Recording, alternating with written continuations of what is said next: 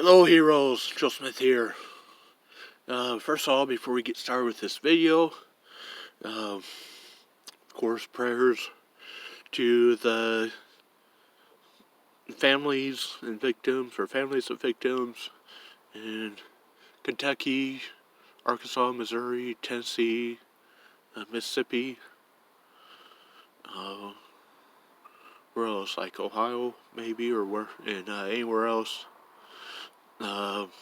where the recent tornadoes and storms hit and destroyed homes and towns, and people unfortunately lost their lives. So thoughts and prayers for those people and their families and loved ones.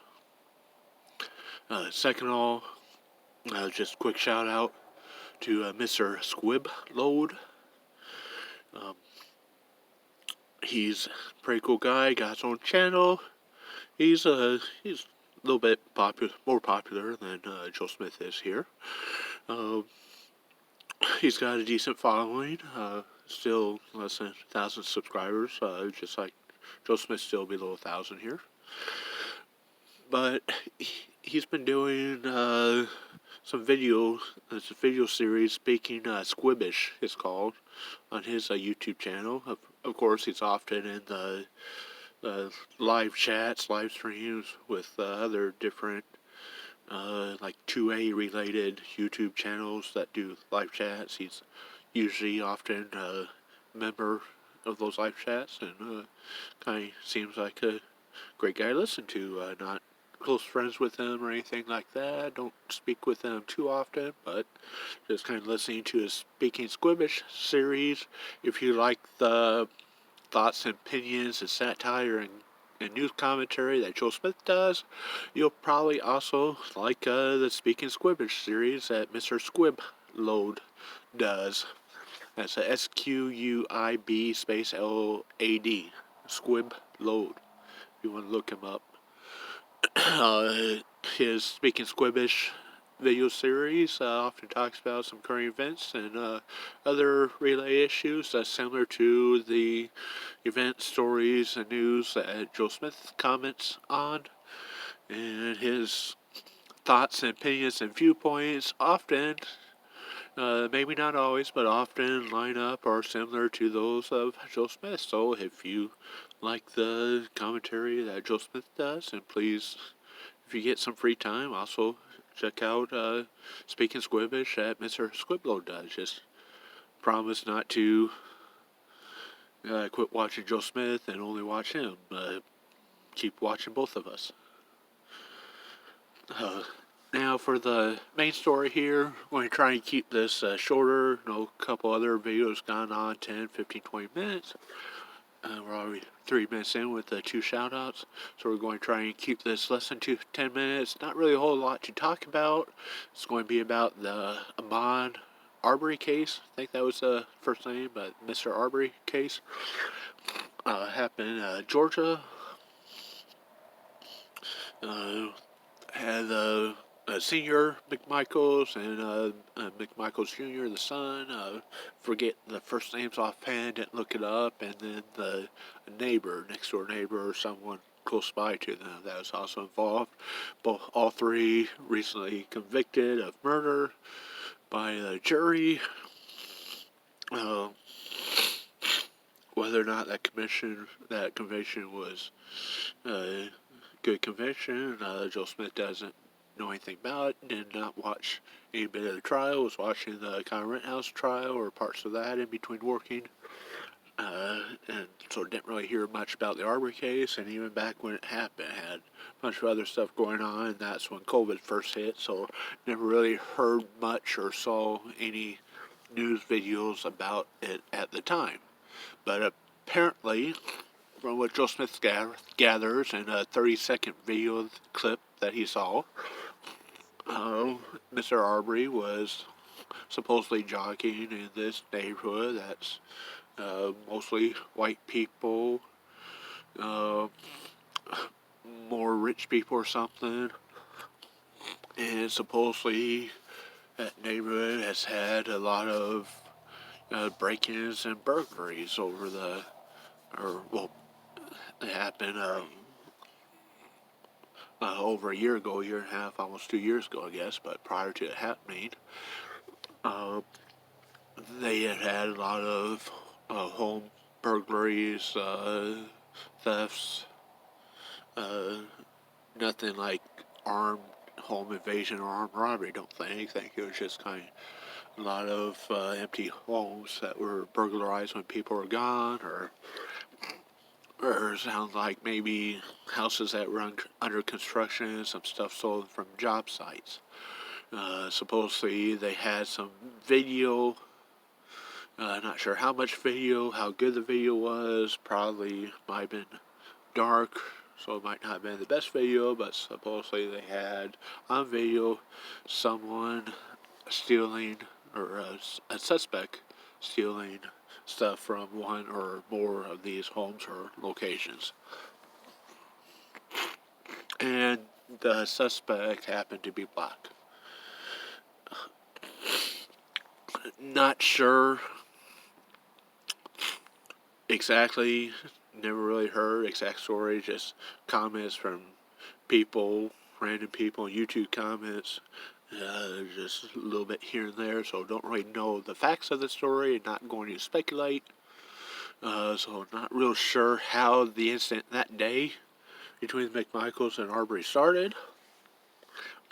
Supposedly, Arbury was in a house that was under construction or something, maybe. That's just kind of one of the stories that Joe Smith heard. And McMichael saw him, thought that maybe that was the person that's been burglarizing these places. Not sure if the previous burglaries or thefts were done by a single person or multiple people. But they thought that he may have matched the description of the suspect, or he may have been trespassing or somewhere where he might not have supposed to been, like in a empty house that's being built or something.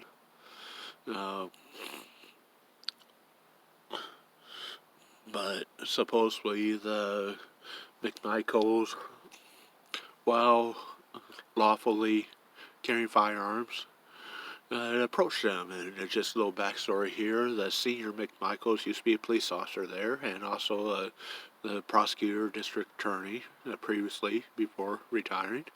And Mr. Arbury was previously arrested, and the senior McMichaels had handled the case in which Arbury had taken a gun to a school or a school event or a school sporting event or a football game. It's just kind of what Joe Smith heard from different sources. Not sure the exact details, but the police were called, and then Arbury supposedly had resisted arrest, fought with the cops, was arrested, charged, and then the senior McMichael was prosecuted and involved. It's uncertain, though, if either one recognized each other this particular day from their previous engagement, which happened some several years prior. It's uncertain if Arbury had been in trouble with the law since then, either. And it's uncertain if Arbury had even committed crimes or was suspected of, or lawfully suspected of committing crimes this day, or if it was just a instance of circumstance. And he maybe just wrongfully thought that he might be the suspect, or wonders what he was doing on that property. So the McMichaels, senior, junior, the father-son pair, supposedly drove up to him to ask him what he's doing, and Arbury took off running. The neighbor, Rhodey, was it? Or his nickname Rhodey, forget the name. But the neighbor supposedly seen something going on. There might be more to the story than what Joe Smith has heard. Feel free to comment below if you've heard more details or facts of the matter. But he supposedly started recording and drove up to see what was going on. And at this point in time, Mr. Arbury was jogging or running towards the parked pickup truck that the senior McMichaels was in the bed of, believe it was, and then the junior McMichaels was standing next to it with his rifle, and the senior McMichaels had a pistol or revolver or something in his side holster. At the point in time that Mr. Arbury was running past or jogging past the passenger side of the parked vehicle while the junior McMichaels was on the driver's side next to the driver's door, he all of a sudden, Mr. Arbury all of a sudden, made a 90-degree turn across the front of the truck and ran straight towards the junior McMichaels while the junior McMichael was backtracking, backing off with his rifle or shotgun, whatever it was. And then Mr. Arbury reached for and grabbed the barrel of the rifle or shotgun that the junior McMichaels had and tried to take it out of his hands, in which time the gun went off, the trigger got pulled, maybe accidentally, intentionally, not sure. And then a couple more shots were fired after that intentionally. At first glance, it may appear to be justified self-defense circumstance, but then again, depending on circumstances and actions that led up to that event, could negate it being legal, lawful self-defense action. For example, if the McMichaels unlawfully started the confrontation and was harassing Arbury unlawfully, then that could put Mr. Arbury may have been in fear for his life, and then their self-defense actions were not lawful self-defense actions.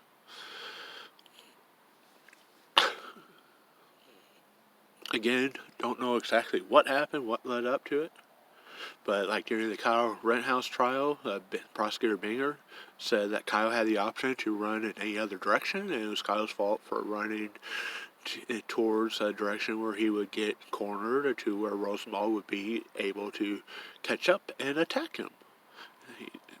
Prosecutor Binger actually said that was Kyle's fault for running in the wrong direction. There are houses up and down that street in both directions, and the neighbor was a block or 2 blocks behind originally when that video started, or what was showing of the video anyways. If it started prior to that, don't know. Mr. Arbury could have run down the street the other direction. He could have ran up to any of those houses on either side of the street, banged down the doors, rang the doorbell, yelled, "Help, help! These 2 guys with guns are chasing me. Call 911. Let me in. Lock the door. Don't let them kill me. Call 911. Help me. Call police. Help me."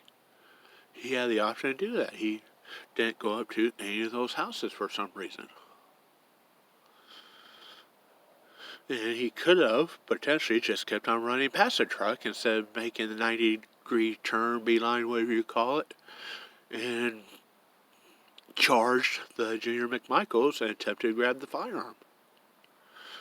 So there were potentially, again, don't know the entire circumstances, what happened that day, but he potentially had other options, other ways of getting out of the situation, other than charging 2 guys with a gun after they were parked and staying still and he was running down the street at them.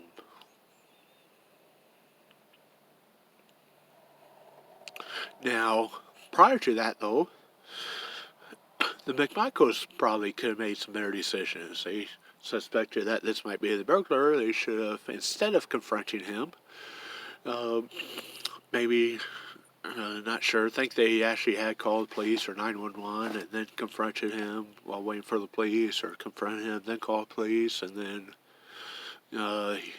Arbury kind of ran away and then ran back at them, or they may have drove and moved position to try and cut Arbury off. Don't know exactly, but they probably should have just stayed home, called the police, trying to get video or pictures of the guy that they thought may have been committing burglary or theft, or if they thought he may have been committing crime, or at the very least, instead of confronting him, just kind of followed from a little bit of distance, like a block away, slowly in their vehicle while he was fleeing the scene instead of confronting him.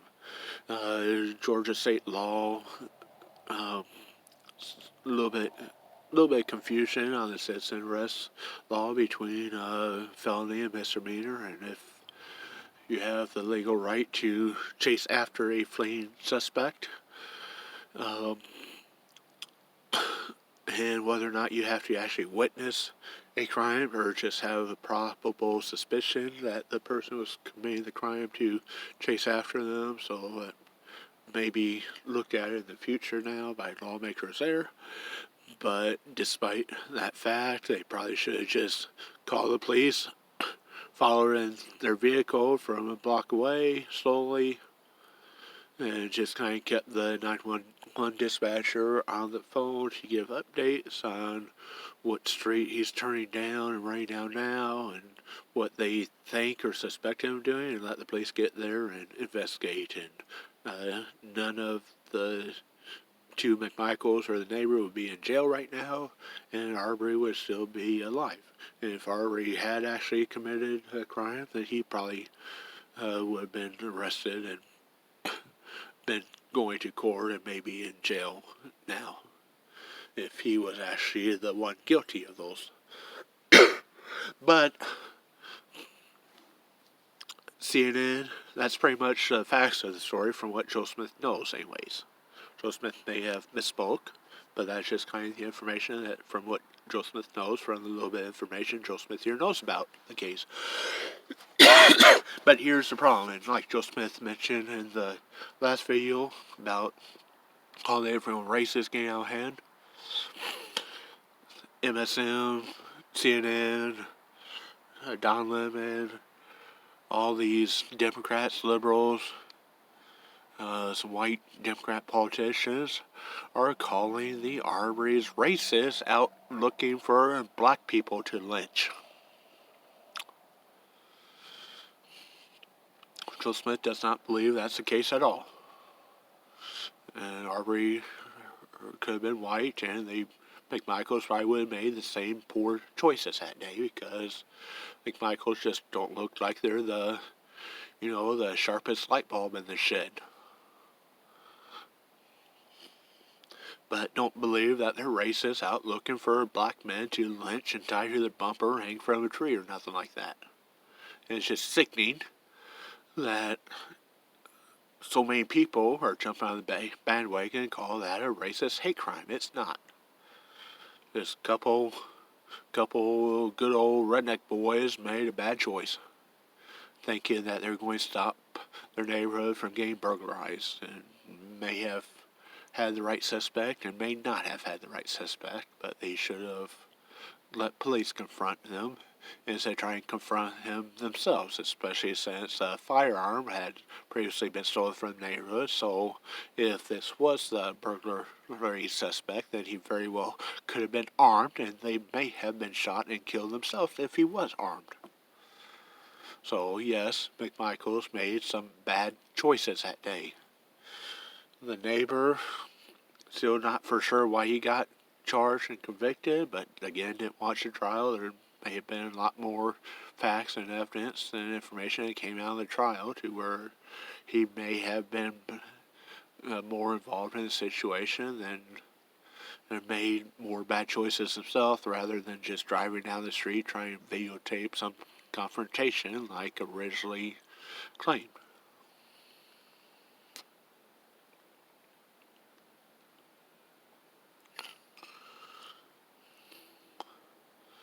Well, said I was going to try to keep this video short. Sorry, already 20 minutes now, so go ahead and cut it off. But that's just kind of Joe Smith's thoughts and opinions on the case. It's kind of originally happened almost 2 years ago, and the trial was over with a couple weeks ago. But during that time, Joe Smith was banned for 2 weeks from YouTube, from supposedly reporting fake news, even though Joe Smith does news commentary and news satire, and probably mentions more facts on the matter than what CNN does, or any matter for that matter.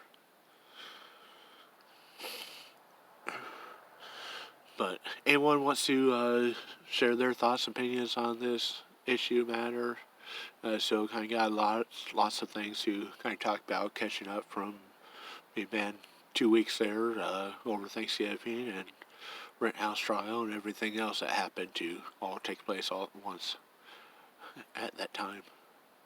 So I'm going to try to keep doing about one video a day or every day or two, try and catch up here now. But thanks for watching. Like, subscribe, ring that bell, or dislike and unsubscribe and don't ring the bell. Whatever you want to do, it's free country. It's your First Amendment. But if you do have thoughts and opinions, no name calling, no bullying, and Joe Smith's had to delete a couple comments from people that probably weren't subscribers because they posted some nasty comments, some name calling, some bullying in the comments. Like Joe Smith said, you have every right to disagree with Joe Smith's thoughts, comments, and opinions, and to post your own, and come back and disagree some more and post more while you disagree on more topics. But you don't have the right to be name-calling, putting people down, bullying, whether it's Joe Smith or other people that disagree with your views and opinions. So that's all Joe Smith asks. Those that do name-calling, bullying, putting people down, whether they're Joe Smith here or other commentators on the comment sections, those comments will be deleted. Those people will be banned, whether they're subscribers or not. So that's all.